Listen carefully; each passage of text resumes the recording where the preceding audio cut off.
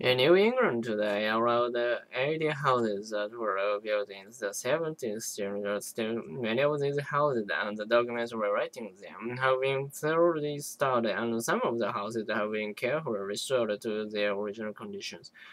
These early houses in New England are the greatest single source of knowledge about domestic architecture of the 17th century, particularly about the details of plan and construction.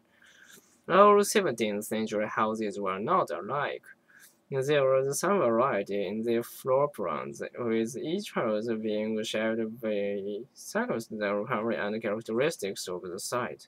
Nevertheless, it is possible to identify the three most common plan types, which are the one-room plan, two-room plan, and added lean-to plan. We can even figure out the order in which they probably evolved. The one-room plan was the simplest and the earliest design. It was used in early cottages at the Plymouth and Salem dating back to the 1620s, and it remained common in smaller and poorer dwellings throughout the century. In the one-room plan, the front door opened into a small entry room, which was then called a porch. In the porch, there was a steep staircase built up against a massive chimney. The large main room was a combination living, dining, cooking room called the hall. In this room, there was a huge fireplace set into the chimney mouth. The staircase in the porch led to one sleeping room upstairs. The second house design was the two-room plan, which was simply the one-room plan with a power added at the side of chimney and porch. The result was two fireplaces.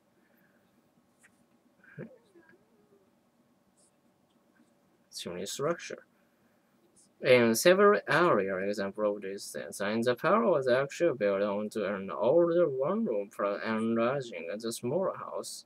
But more common in later examples, both rooms were built at the same time. When family could afford it upstairs, there were two sleeping rooms called the hall chamber and the permanent chamber after room below each.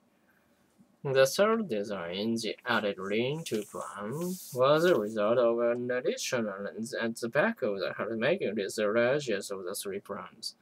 The lean-to addition had a roof rafters leaning against the second main house. The added space was used as a kitchen. The cooking was done in a fireplace added to the back of the central chimney structure. There were two more rooms built on either side of the kitchen. On the cold side of the kitchen, there was a pantry on the warm side facing the sun in the south, there was a bedroom. Above the kitchen and the lean-to roof, there was a sleeping room, which you reach by a staircase leading up from the kitchen. These three house plans form a logical evolutionary sequence. The one-room plan was the earliest design. Then, the two-room plan was the most common up until around 1650. By the year 1700, the lean-to plan was dominant. However, it's important to note that the one-room plan, although it came earliest, continued to be built throughout the 17th century. So it's best not to try to determine the age of a colonial house strictly by its plan type, which is not a perfect indicator of the house's age.